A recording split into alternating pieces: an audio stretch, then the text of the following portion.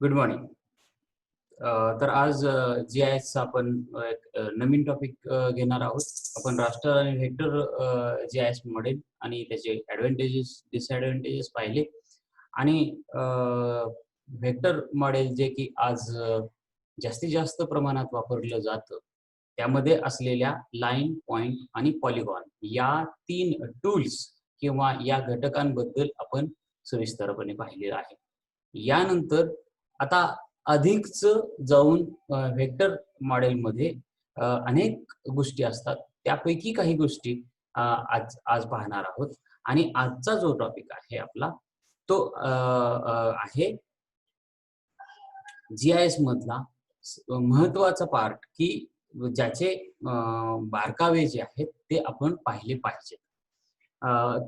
तर आजचा टॉपिक आहे concept of arc, node and vertex. खरं तर पॉइंट, लाईन, पॉलिगॉन हे शिकत असताना आपण या प्रकारच्या काही टर्म्स आपण पाहिलेल्या आहेत किंवा आपल्याला त्या थोड्याशा माहीत आहेत. परंतु ॲक्च्युअली कोणत्या तत्वाने, प्रिन्सिपलने व्हेक्टर मॉडेलमध्ये या गोष्टींचा उपयोग, या कन्सेप्टचा उपयोग होतो, तो कसा यूज मध्ये आणला जातो आणि त्यानंतर ॲक्च्युअली प्रक्रिया काय घडते हे आपल्याला बघितलं पाहिजे. आणखीन एक महत्वाचा मुद्दा आहे तर लाईन, पॉइंट, पॉलिगॉन या 3 गोष्टींनी पृथ्वीपृष्ठावरचे सर्व घटक आपल्याला दाखवता येतात व्हेक्टर मॉडेलमध्ये. ते दाखवत असताना ज्या इतर गोष्टींचा उपयोग केला जातो त्यापैकी या 3 अत्यंत महत्वाच्या आहेत आणि म्हणून आपल्याला हे बारीक अगदी सूक्ष्म पद्धतीने सविस्तरपणे पाहिलं पाहिजे. पुन्हा एकदा आपण राष्ट्र आणि व्हेक्टर डेटा मॉडेल म्हणजे काय ते अगदी साध्या पद्धतीने पुन्हा एकदा बघूया. कारण या कन्सेप्ट लिंक एकमेकाला लिंक करत गेलो तरच आपल्याला त्या समजतात किंवा लक्षात येतात किंवा त्यातला एकमेकातला फरक नेमका काय आहे तो कळतो, अदरवाईज ते कळत नाही. आपण पाहतो की राष्ट्र रिप्रेझेंटेशन हे जाळीच्या स्वरूपात असतं आणि जो घटक ज्या जाळीमध्ये, पिक्सलमध्ये, चौकोनामध्ये येतो त्याचं मार्किंग, त्याचं कोडिंग इकडे राष्ट्रमध्ये केलं जातं आणि त्यामुळे तुम्हाला पिक्सल पिक्सल पिक्सल मध्ये हा डेटा दिसतो असं लक्षात येतं. व्हेक्टर मध्ये काय आहे तर हा पूर्ण पिक्सल न गृहीत धरता ज्या भागामध्ये, ज्या ठिकाणी जो घटक आहे, भौगोलिक घटक, तोच मार्क केला जातो आणि तो पॉइंटने, जसं की एखादा इलेक्ट्रिक पोल आहे, एखाद्या स्कूलचा एखादा झेंडा वंदन करण्याचा जो काही पोल आहे तो असेल किंवा एखादा टॉवर असेल मोबाईलचा किंवा एखादा टीव्हीचा अँटेना असेल तर तो एका पॉइंटवर उभा असतो आणि त्याला पॉइंट म्हणूया. किंवा मोठा नकाशा असेल आणि त्याच्यात एक झोपडी दाखवायची तर अगेन झोपडी ही सुद्धा एक पॉइंट असू शकते मोठ्या नकाशावरती. तसं एखादा रोड असेल, एखादी नदी असेल, ओव्हळ असेल, इलेक्ट्रिसिटीची लाईन असेल, रेल्वे लाईन असेल, या पद्धतीच्या ज्या लाईन कन्सेप्ट आहेत, लाईनने, रेषेने दाखवण्याच्या, त्या आहेत लाईन. आणि तळ असेल किंवा एखादं ग्राउंड असेल किंवा एखादं गाव असेल, तालुका असेल, याचा संपूर्ण एरिया दाखवायचा असेल तर पॉलिगॉन असतो. हे आपल्याला ज्ञात आहे, माहिती आहे. आता हे आपण व्हेक्टर रिप्रेझेंटेशन करत असताना याला आपण डिजिटाइज करतो.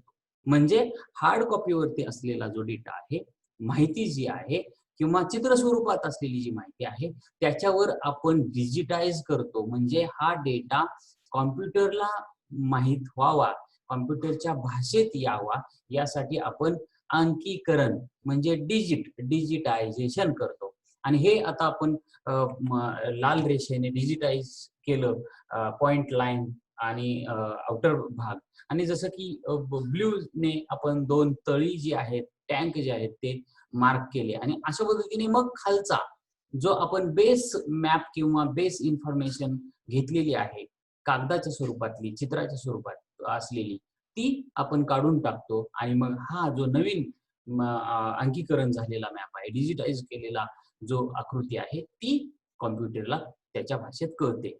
इथपर्यंत आपण शिकलोय. आणखीन काय, तर vectors are graphical objects. Vector data हा, आता आपण राष्ट्रचं फार पाहू नये, कारण आता राष्ट्र आणि व्हेक्टर आपल्याला माहिती आहे की त्या दोघातला फरक काय आहे. आता आपण व्हेक्टर बद्दल अधिकच बघूया. खरं तर हे सुद्धा व्हेक्टरचं आपल्याला माहिती आहे की व्हेक्टर हा जॉमेट्रिकल गोष्टी वापरून ग्राफिकली तो रिप्रेझेंट करतो आणि त्यामध्ये पॉइंट, लाईन आणि पॉलिगॉन या 3 टूल किंवा या 3 गोष्टी वापरून to represent geographical entities in the computer graphics. कॉम्प्युटरच्या ग्राफिक्स मध्ये, त्या ग्राफिक्सच्या भाषेमध्ये जॉग्राफिकल गोष्टी या 3 प्रमुख टूल्सच्या आधारे, मॉडेलच्या मेथडच्या आधारे तो रिप्रेझेंट करतो. A vector refers to a geometrical space. Geometrical गोष्टींची चा वापर ज्याच्यामध्ये precise direction, length and shape. Geometrical space which has a precise direction, length and space. अगदी त्यातले मायक्रो लेवल पर्यंत जाऊन ती स्पेस वापरली जाते किंवा तितकी ॲक्युरेसी, आपण त्याला ॲक्युरेसी म्हणूया, ती जिओमेट्री मध्ये जशी वापरली जाते तशी वापरली जाते.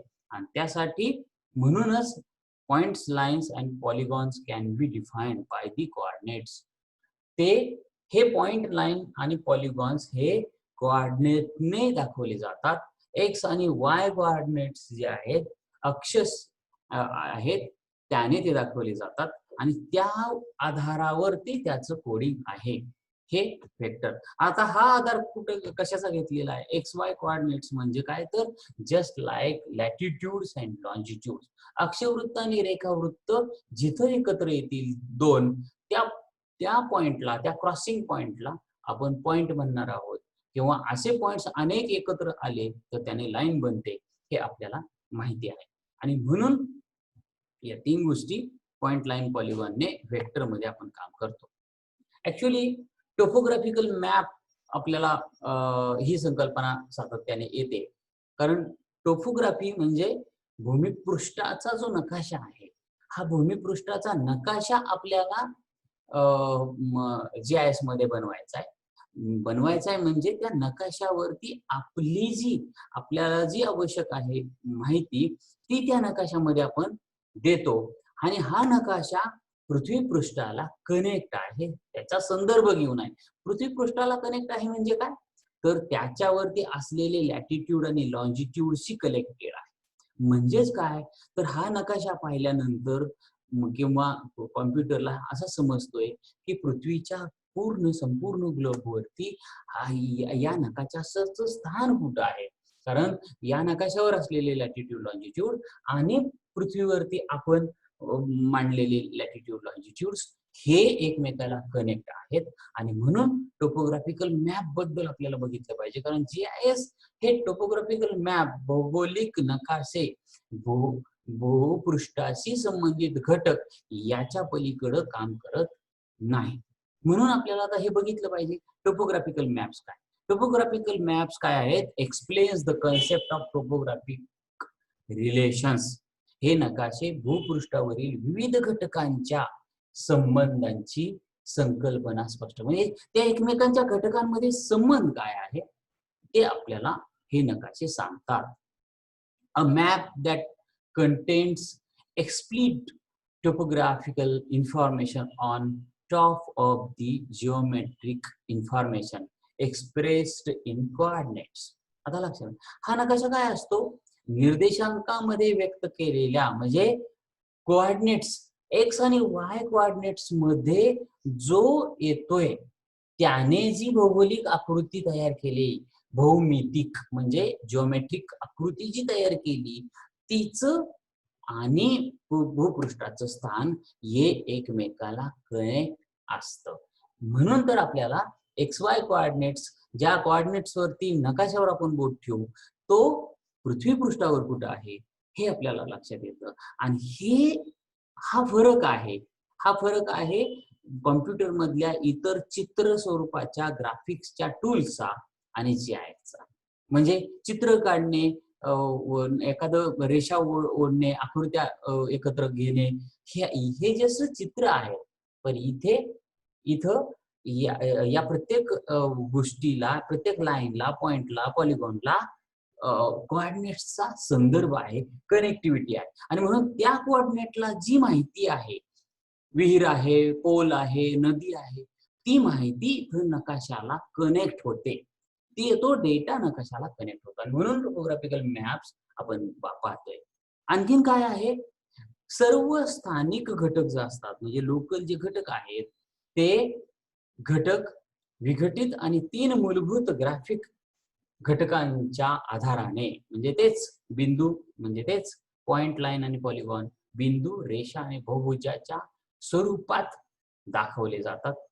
हे आहे टोपोग्राफिकल मॅप्स. आणि हे टोपोग्राफिकल मॅप्स आपल्याला जीआयएस वरती भूपृष्ठाला कनेक्ट असलेले आणि तेच दुसऱ्या बाजूला डेटाला कनेक्ट असलेले असतात आणि म्हणून जीआयएसचं अधिक महत्व आहे. आता आपण टोपोग्राफिकल डेटा मॉडेल म्हणजेच हे वेक्टर डेटा मॉडेल, त्याचे कंपोनेंट्स बघू. म्हणजे आता आपण पॉइंट, लाईन, पॉलिगॉन पाहिले. आता मध्ये आजच्या टॉपिकचं जे नोड आहे, आर्क आहे, या गोष्टी आपल्याला पाहिजेत. तर या गोष्टीमध्ये आणि व्हर्टेक्स पाहिजे. व्हर्टेक्स याचाच अर्थ पॉइंट, नोड, आर्क हे आपण पाहतोय. आता आपण पाहूयात की पॉइंट म्हणजे काय, किंवा त्यालाच व्हर्टेक्स म्हणायचं, किंवा त्याचं अनेक वचन केलं तर एक्सच्या जागी IES होतो. सो पॉइंट म्हणजे व्हर्टेक्स. त्याला आपण बिंदू किंवा शिरोबिंदू, शिरोबिंदू म्हणजे प्रमुख बिंदू, दोन बाजूला असलेले 2 बिंदू, प्रमुख बिंदू.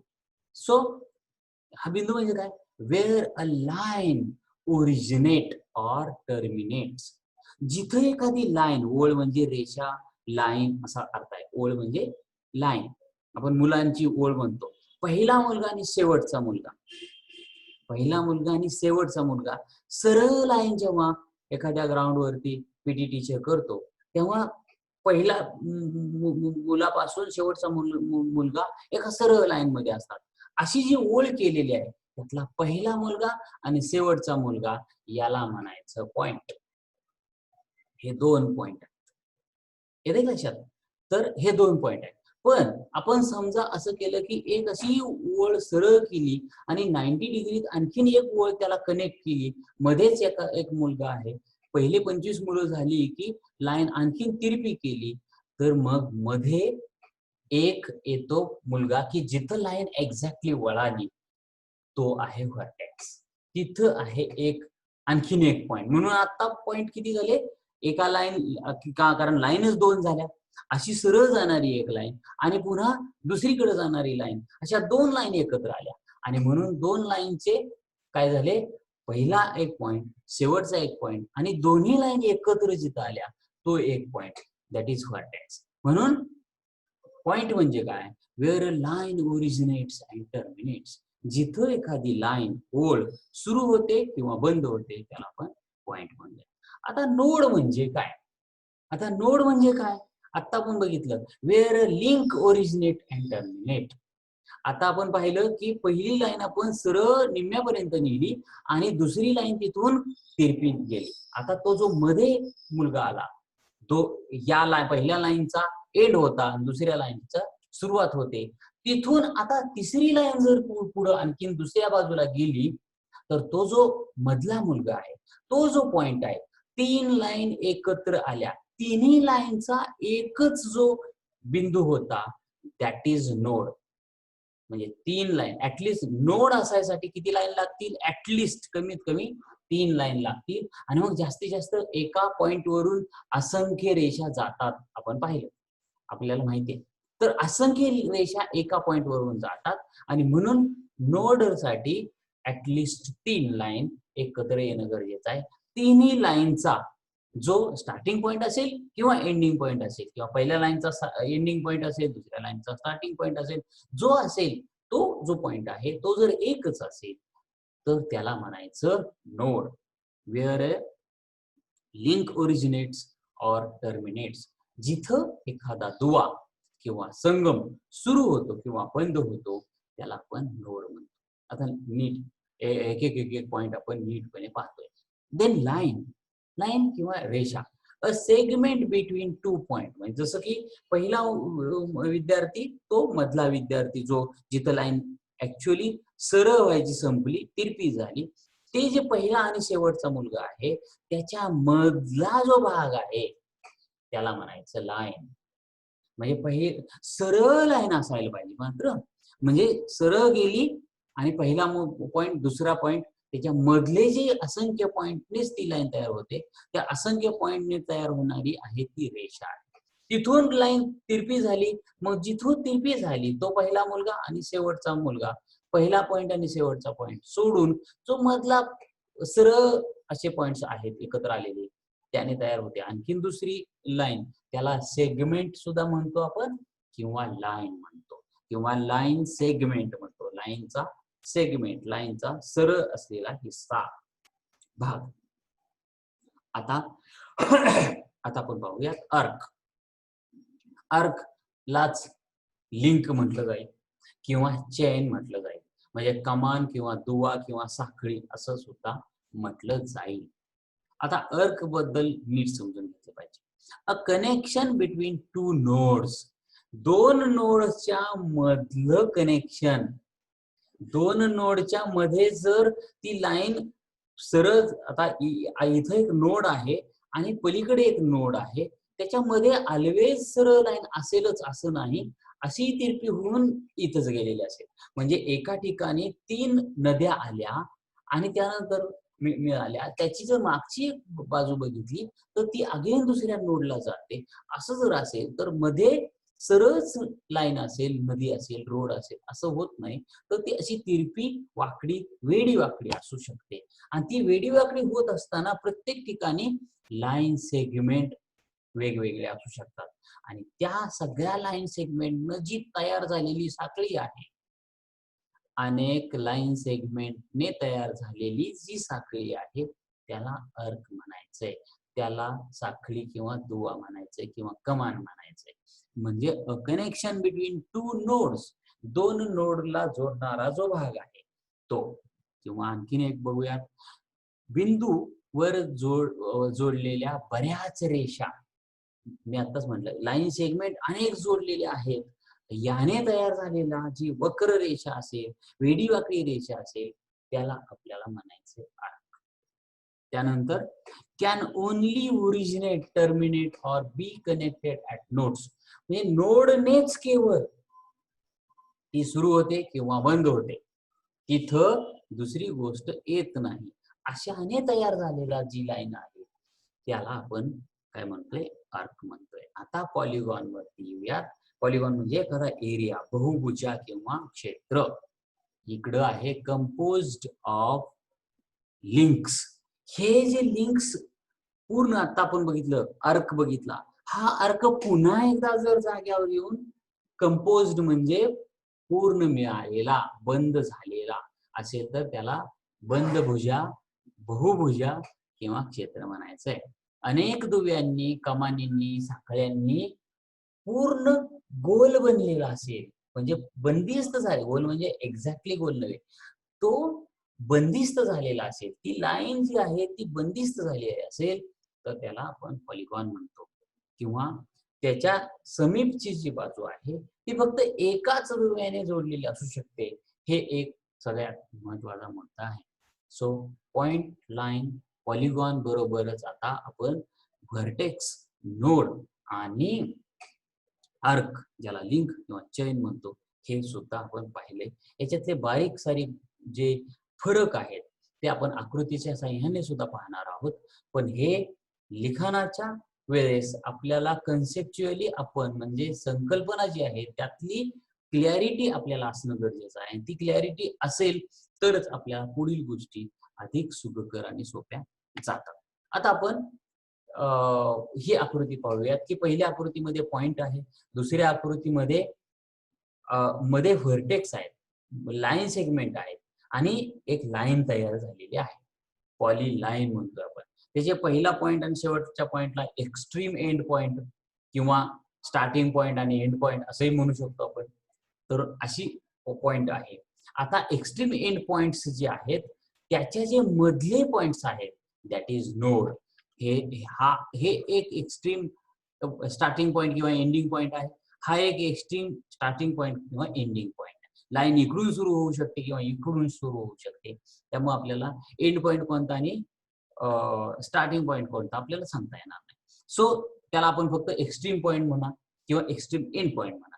आणि मध्ये जिथं जिथं ही लाईन वळालेली आहे, तिरपी झालेली आहे, त्याला जो जोडणारे पॉइंट्स आहेत त्याला आपण व्हर्टेक्स म्हणतोय. त्याला आपण व्हर्टेक्स म्हणतोय.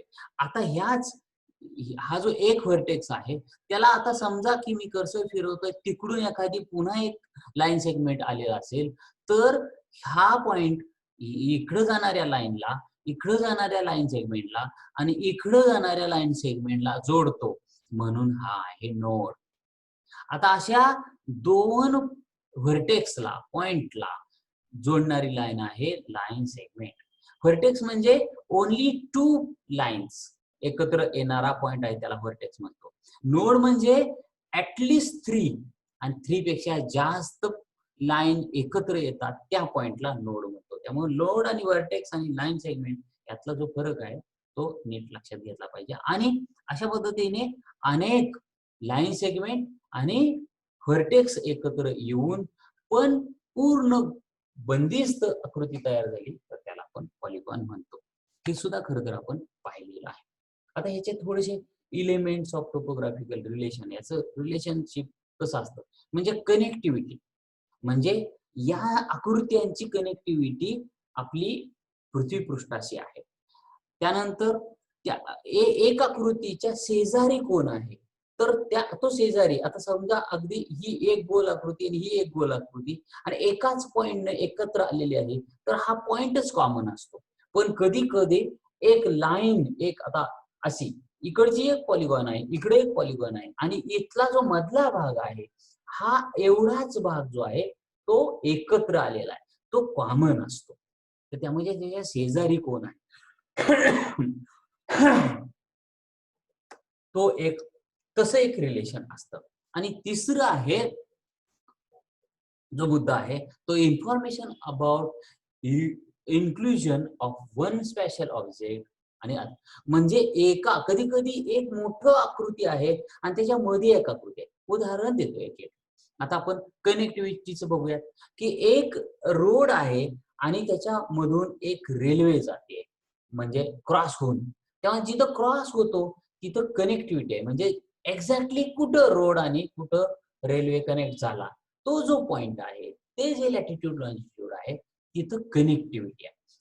किंवा दोन ऑब्जेक्ट एकत्र येण्याची गरज नाही. हा एक मोठा रोड आहे आणि त्याला एक छोटा रोड येऊन मिळतो आणि तो एंड होतो, असं टी आकार होतो तयार.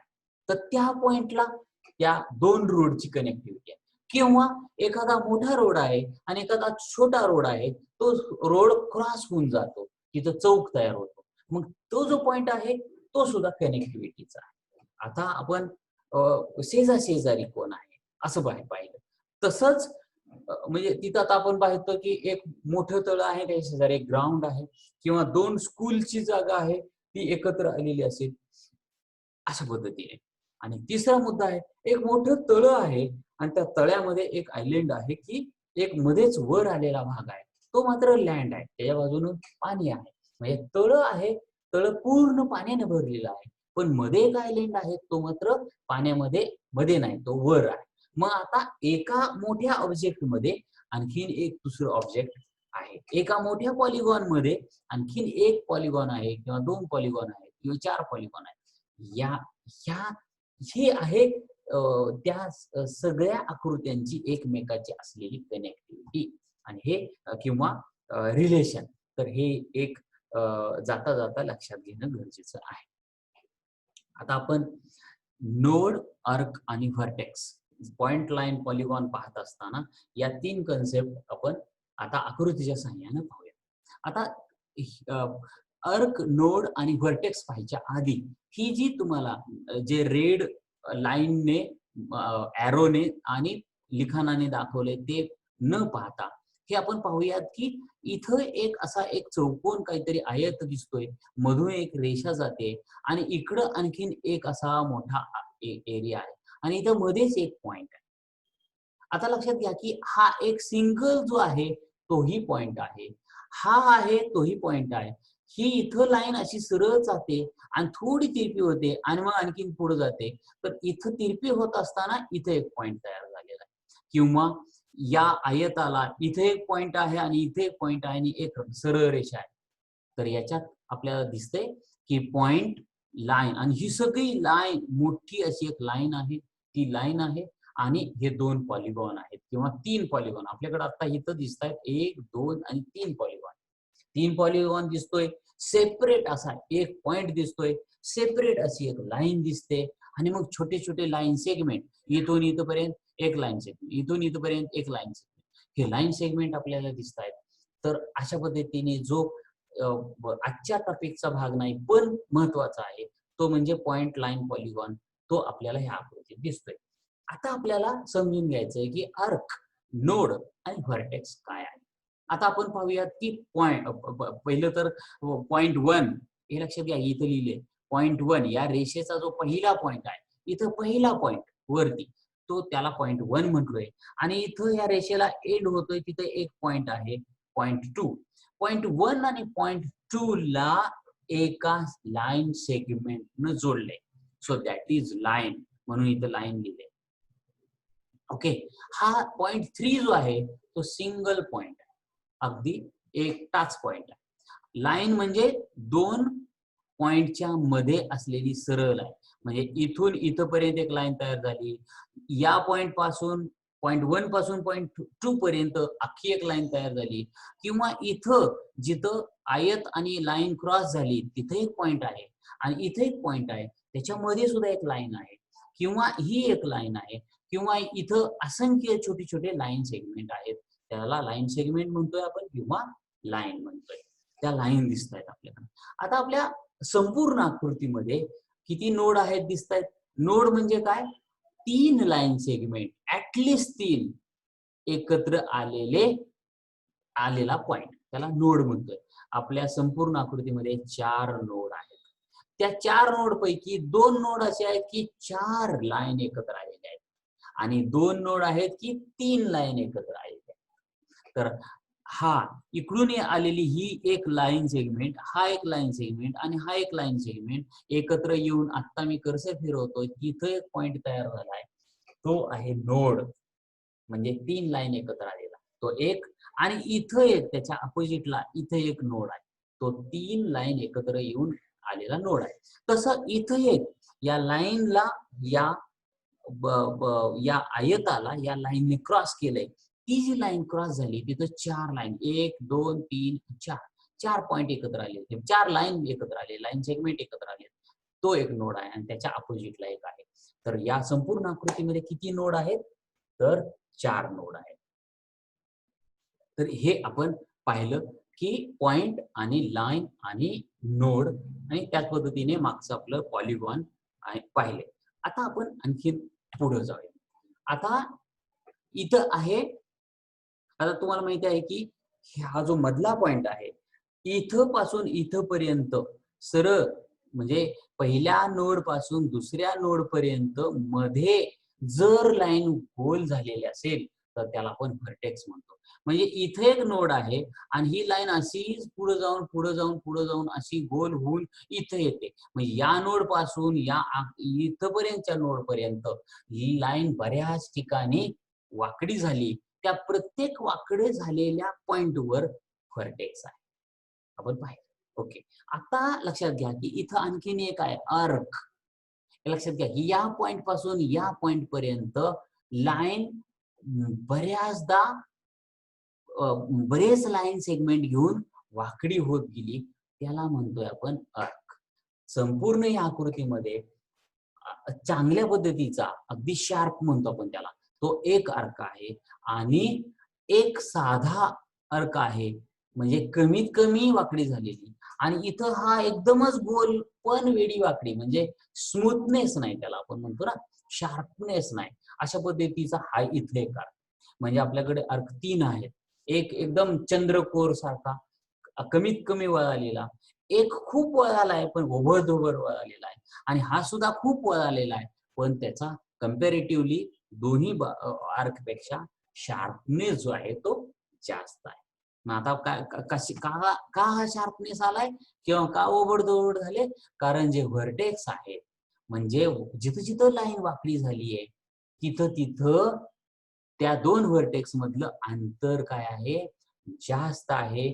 जिथं ओबडधोबड आहे आणि जिथं अंतर कमी आहे तिथं अंतर कमी आणि त्याचा जो अँगल आहे तो विशिष्ट आहे.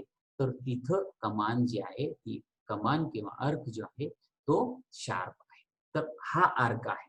आता आणखी पुढे जाऊयात आपण. खरं तर ही आकृती काय आहे? ए जिथं लिहिलाय हा ए म्हणजे हा पूर्ण आयत, हा आयत आहे स्कूल बिल्डिंग. एक स्कूलची बिल्डिंग आहे. हा जो ए लिहिलाय म्हणजे या ए मध्ये अपेक्षित आहे हा संपूर्ण आयत. बी काय आहे? बी आहे त्या स्कूलचं ग्राउंड. एखाद्या शहरामध्ये बाजूने रस्ते किंवा प्लॉटिंग असेल तर जेवढी मिळालेली जागा आहे तेवढी त्या स्कूलची जागा असते.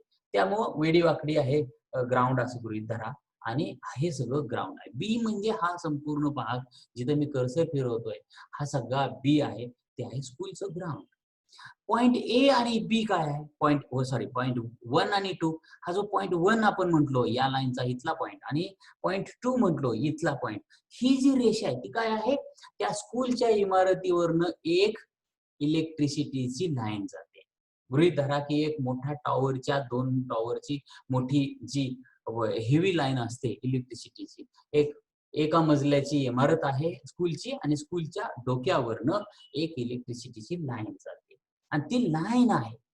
आता ती लाईन जेव्हा आपण डिजिटाइज करतो तेव्हा या ए न जो पॉलिगॉन तयार झालाय स्कूल बिल्डिंगची जागा म्हणून पॉलिगॉन तयार झालाय त्याचे 2 पार्ट होतात म्हणून A1 A2 लिहिले. सो A1 म्हणजे काय आहे? एक असं गृहीत धरूया की स्कूलची ग्राउंड कडची बाजू A2 आहे आणि स्कूलची मागची बाजू कशापासून?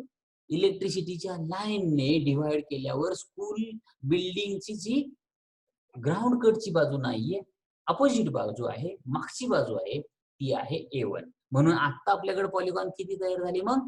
A1 जी स्कूल बिल्डिंगची बॅक साइड आहे, A2 स्कूल बिल्डिंगची फ्रंट साइड आहे आणि B म्हणजे ग्राउंड आहे. असे 3 पॉलिगॉन आपल्याकडे तयार झाले. पॉइंट 3 मगाशी आपण बघितला. पॉइंट 3 हा एकुलता एक पॉइंट आहे. तो काय आहे? फ्लॅग होस्टिंग करायचा एक पोल आहे किंवा आपण झेंडा वंदन करतो तो एक कट्टा आहे की जिथं पोल आहे उभा स्कूलच्या बरोबर फ्रंटला समोर तो पोल आहे म्हणून तो सेपरेट पॉइंट आहे, एकुलता एक पॉइंट आहे. आणि मग आता बघितल्याप्रमाणे ए संपूर्ण ए ज्याच्यामध्ये A1 A2 आहे आणि संपूर्ण बी असे पॉलिगॉन आहेत. तर हे पॉलिगॉन आपल्याला यामुळे तयार झाले. आता खरं तर या तासाला जसं आर्क नोड व्हर्टेक्स पाहतोय आपण किंवा पॉइंट लाईन पॉलिगॉन पाहतोय आणि त्याच्यातला फरक पाहतोय तसं आपल्याला आणखीन एक पाहिलं पाहिजे की हे पॉइंट्स तयार कसे होत आहेत किंवा याला संदर्भ आपण जे वारंवार म्हणतोय की भूमिपृष्ठाशी याचा संपर्क आहे, संबंध आहे, तो कसा असतो? उदाहरणार्थ ही जी पहिली आकृती आपण पाहिली त्याच्यावर आता काही लिहिलेलं नाहीये. ही जी आकृती आहे ही आकृती की जी स्कूलची बिल्डिंग आहे, स्कूलच्या बिल्डिंगच्या डोक्यावरून एक इलेक्ट्रिसिटीची लाईन जाते, स्कूलच्या समोर एक ग्राउंड आहे वेडवाकडं आणि स्कूलच्या एक्झॅक्टली समोर फ्रंटला एक फ्लॅग होस्टिंग झेंडा वंदन करण्याचा एक पोल रोवलेला आहे. आता या सगळ्या गोष्टींना संदर्भ कसा आहे? ह्या ज्या रेड लाईन ओढलेल्या आहे वाय अक्ष आणि एक्स अक्ष त्याला आपण लॅटिट्यूड म्हणू शकतो आडवे जाणाऱ्या रेषा आणि लॉन्जिट्यूड म्हणू शकतो दक्षिण उत्तर जाणाऱ्या रेषा आणि पूर्व पश्चिम जाणाऱ्या लॅटिट्यूड लाईन असं आपण म्हणू शकतो किंवा त्याला जस्ट ग्राफ मधलं आलेखामधली एक्स आणि वाय अक्ष लक्षात घ्या आणि तसे 2 अक्ष आहेत आपण काढले आणि मग काय होतं? समजा की आपला जो फ्लॅग होस्टिंगचा पोल आहे तो कसा मार्क होईल? इकडे एक्स आणि इकडे वाय आहे. तर एक्स वर नेमकी कोणती लाईन जाते? दॅट इज लॉन्जिट्यूड, उत्तर आणि दक्षिण जाणारी लाईन. आणि एक्स ला पॅरलल म्हणजे वाय ला पॅरलल जाणारी लाईन जी आहे, हा जो वाय अक्ष आहे याला पॅरलल जाणारी म्हणजे लॉन्जिट्यूड आहे, एक्स ला पॅरलल जाणारी लाईन लॅटिट्यूड आहे म्हणजे अक्षवृत्त आहे. हे दोन जिथं एकत्र आले तो जो पॉइंट आहे तो आहे फ्लॅग होस्टिंगचा पॉइंट. आणि मग एक्स आणि वायचे कोऑर्डिनेट्स त्या पॉइंटला दिले जातात आणि ते ग्राफवरती ते मॅप वरती जीआयएस मध्ये त्या सॉफ्टवेअरला ते पॉइंट्स कळतात एक्स आणि वाय असे घेतलं जातं. आता समजा की आपण इलेक्ट्रिसिटीची जी लाईन आहे जी सरळ जातीये, जी स्कूलच्या बिल्डिंग वरनं चालली आहे आणि सरळ चालली आहे, तर ह्या दोन पोलने तिला एकत्र केलेलं आहे, ती जस्ट लाईन आहे. तर हा पहिला पॉइंट आणि शेवटचा पॉइंट अगेन जसं आपण फ्लॅग होस्टिंगचा पॉइंट पाहिला एक्स आणि वाय किंवा लॅटिट्यूड आणि लॉन्जिट्यूड जिथं क्रॉस झाले तिथला पॉइंट पाहिला, तसेच आता पहिला पॉइंट या इलेक्ट्रिसिटीचा पहिला पोल किंवा पॉइंट आणि शेवटचा पॉइंट जो सरळ आहे, मध्ये दुसरा पोल नाहीये, तर त्या दोन पॉइंटला सुद्धा एक्स वाय कोऑर्डिनेट्स म्हणजे ते एक्स वाय कोऑर्डिनेट्स किती, प्रत्येक पॉइंटला एक एक्स आणि एक वाय असेल, म्हणजे एक लॅटिट्यूड आणि एक लॉन्जिट्यूड असेल. म्हणजे पॉइंटला किती एक्स असतात आणि किती वाय असतात, एक एक. आता जेव्हा लाईन तयार होतीये तेव्हा तिकडच्या पॉइंटला आणि तिकडच्या म्हणजे पहिल्या आणि दुसऱ्या पॉइंटला एक एक एक्स वाय असतात. म्हणजे एक लाईन किंवा एक लाईन सेगमेंट तयार व्हायसाठी आपल्याला तिकडं ऍटलिस्ट एंड पॉइंटचा एक आणि स्टार्टिंग पॉइंटचा एक असा एक्स वाय दोन तयार होतील.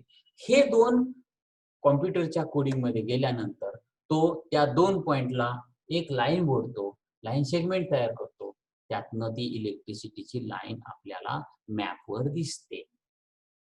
ओके. आणि त्या इलेक्ट्रिसिटीच्या लाईनला जेव्हा जेव्हा आपण विशिष्ट डेटा टाकू तेव्हा तेव्हा तो त्या दोन पॉइंटच्या दरम्यान असलेल्या लाईन सेगमेंटला तो देतो. आणि यातनं आपण म्हणतोय की आपली जी भाषा आहे, कागदावरची जी भाषा आहे, माहिती आहे, आकडे आहेत, ते कॉम्प्युटरला जीआयएसच्या भाषेत चालले. असं आहे त्याचं प्रिन्सिपल. आता जसं की आपण पाहिलं की हे तीन पॉइंट जसं की फ्लॅग होस्टिंगच्या पॉइंटला एकच एक्स वाय होता, जे इलेक्ट्रिसिटीचे दोन पोल मध्ये एक लाईन आहे, तार आहे, त्याचे जे दोन एंड पॉइंट आहेत तिकडे एक एक्स वाय इकडे एक एक्स वाय म्हणजे त्या लाईन सेगमेंटला दोन झाले. तसं आता आपण पाहूयात की हा जो आपण शार्प एकदम आर्क होता त्याच्यामध्ये पहिला आणि शेवटचा असे जर हे पॉइंट्स मोजले तुम्ही, त्या पॉइंट्सला काय म्हणतो आपण, व्हर्टेक्स मधले जे पॉइंट्स आहेत त्याला ते पॉइंट्स मोजले तर त्या प्रत्येक पॉइंटला एक्स वाय आहे. ते कोऑर्डिनेट्स दिले तरच तो तिथं म्हणजे हा पहिला पॉइंट दुसरा तिसरा चौथा पाचवा अशी गोल गोल गोल गोल गोल गोल करत तो लाईन वळवेल. हे 13 एक्स वाय कोऑर्डिनेट्स आहेत आपण जर ह्या आर्कला बघितलं. आणि हीच गोष्ट आणि म्हणून 13 असल्यामुळं म्हणूनच ती अशी गोल अशी सरळ अगदी अगदी त्याला काय आपण म्हणतो स्मूथ किंवा छान गोल झालेली कमान आहे किंवा अर्क आहे. आता या व्यतिरिक्त इथं आपण एक साधी चंद्रकोर आहे पण ती सुद्धा थोडीशी वेडी वाकडे, तिथं फक्त अगदी पहिला ते एंड जर धरला तर तिथं फक्त 5 कोऑर्डिनेट्स आहेत फक्त 5 आहेत. आणि त्यामुळे तुम्हाला अंतर मात्र जवळजवळ सारखं आहे. अंतर त्या दोन्ही आर्कचं, हा जो आर्क इथून इथपर्यंत तयार झालाय आणि हा आर्क इथून इथपर्यंत तयार झालाय, या दोघांचं अंतर मात्र समान आहे पण त्यातले व्हर्टेक्स कमी आहेत आणि त्यामुळे तुम्हाला ती लाईन फारशी स्मूथ दिसत नाहीये. म्हणून इथं 5च. आणि जर आपण इथं पुढे आणखीन गेलो म्हणजे अशा पद्धतीने जेव्हा आपण जसं की आता आपण पाहिलं की या आर्कला 13 व्हर्टेक्स आहेत एक्स वाय कोऑर्डिनेट्स, या आर्कला 5च आहेत. तर अशा पद्धतीने आर्क जितका आहे म्हणजे जसं की आणखीन एक पाहता येईल की या आर्कला कमी नोड आहेत पण ते अधिक गोल करतात म्हणजे एक्स वाय कोऑर्डिनेट्स कायम बदलत राहतील माग सर सरकतील, पुढे जातील. त्यामुळे याने याने बऱ्यापैकी असा गोल तयार केलाय, पण तो ओबडधोबड गोल आहे, म्हणजे तो स्मूथ नाहीये. म्हणून जेव्हा आपल्याला नदीचं एखादी लाईन काढायची आहे एखाद्या नकाशावर, तर तिथं number of vertex, number of line segment असंख्य किंवा जास्तीत जास्त असतील, तेव्हा ती नदी एक्झॅक्टली अशी जी वळणं घेत चाललेली आहे ती कळेल आणि तरच आपल्याला ती नदी मार्क करता येईल. इन केस ऑफ त्याच भागातून एक रेल्वे लाईन जाते, तर रेल्वे लाईन फारशी वाकडी होत नाही. कित्येक किलोमीटर रेल्वे लाईन सरळ असते आणि त्यामुळे तुम्हाला रेल्वे लाईन डिजिटाईज करायची असेल तर फर्स्ट पॉइंट आणि फार कुठेपर्यंत जिथपर्यंत अगदीच सरळ वाकडी नाही झाली तिथं तुम्हाला एक पॉइंट दिला आणि लाईन जोडली की तुम्हाला लगेच रेल्वे लाईन डिजिटाईज होईल. म्हणजे आता हे मुद्दे आहेत. डिजिटाईज करत असताना कोणत्या गोष्टी, आता समजा एखादं घर आहे, एखादी इमारत आहे, अगदी साधी पत्र्याची, 10 पत्रे वरनं टाकलेत आणि 4 बाजू आहे. तर 4 पॉइंट टाकले, 4 XY कोऑर्डिनेट्स दिले आणि ते चारही एकमेकाला जोडले की जसं आता ह्या स्कूल बिल्डिंगची आकृती दिसते तशी ती आकृती तयार होईल आणि इमारत दिसेल. पण याच ठिकाणी एखादं थिएटर किंवा एखादं स्टेडियम किंवा स्टेडियम प्लस त्याच्या बाजूने असलेले शॉपिंग सेंटर्स आणि याची इमारत काढायची असेल तर ते स्टेडियम कधी मागं गेलंय, पुढे गेलंय, आपण म्हणतो इलेव्हेशन केलंय बाहेरून, तर त्यावेळेस ती मागं पुढे सरकलेली दिसेल आणि मग तिथं मात्र आपल्याला अनेक पॉइंट्स द्यावे लागतील. तेव्हा त्या पूर्ण शॉपिंग सेंटर आणि त्यालाच अटॅच असलेलं स्टेडियम हे तुम्हाला दिसेल. याच्या व्यतिरिक्त एकदमच असं आहे की घोड्यांची रेस असलेलं एक मैदान असतं किंवा आपण साधी मुलं रनिंग करतात असा एक रनिंग ट्रॅक असतो. तो रनिंग ट्रॅक बऱ्याचदा गोल किंवा थोडा अंडाकृती असतो. तर इथं आर्क तयार जो होईल तो विशिष्ट लेवलने स्मूथ असेल, जो की स्टेडियमला किंवा त्या शॉपिंग मॉलला दिसला नाही. इथं तो स्मूथनेस दिसेल. किंवा असं गृहीत धरा की जसं की ज्वालामुखीनं तयार केलेला एक मुख आहे, तर ते बऱ्याचदा असं गोल राहील आणि मग ते जर मुख केलं तर आपण ते गोल अशा आर्कने तयार होईल. तिथं स्मूथनेस, तिथं नंबर ऑफ व्हर्टेक्स वाढतील, पण ते विशिष्ट आकारावर वाढतील, विशिष्ट लेंथवर वाढतील आणि त्यामुळे तिथला स्मूथनेस दिसेल. सो असं आहे आर्क, नोड आणि व्हर्टेक्स काय असतात आणि ते कॉम्प्युटरच्या भाषेमध्ये ते कसे घेतले जातात हे आपण इथं पाहिलेलं आहे. तर मला असं वाटतंय की आपण व्हेक्टर डेटा मॉडेल मधलं बेसिक लाईन पॉइंट पॉलिगॉन आणि त्याच्या पुढे गेल्यानंतर अर्क, नोड आणि व्हर्टेक्स, लाईन सेगमेंट आणि लिंक किंवा चेन या सगळ्या गोष्टी आपण इथं पाहिलेल्या आहेत. तर अशा रीतीनं जर हे सर्व गोष्टी लाईन पॉइंट पॉलिगॉनच्या बरोबर आता ह्या पुढच्या गोष्टी जर तुम्ही लक्षात घेतल्या, त्यातले फरक लक्षात घेतले आणि ते कसे कॉम्प्युटरच्या भाषेमध्ये उतरले जातात विथ डिजिटायझेशन ते जर आपण लक्षात घेतलं तर मग आपल्याला व्हेक्टर डेटा साठी लागणारा डिजिटायझेशनचा जो मुद्दा आहे किंवा डिजिटायझेशनचं जे वर्क आहे ते आपल्याला छानपणे करता येतं.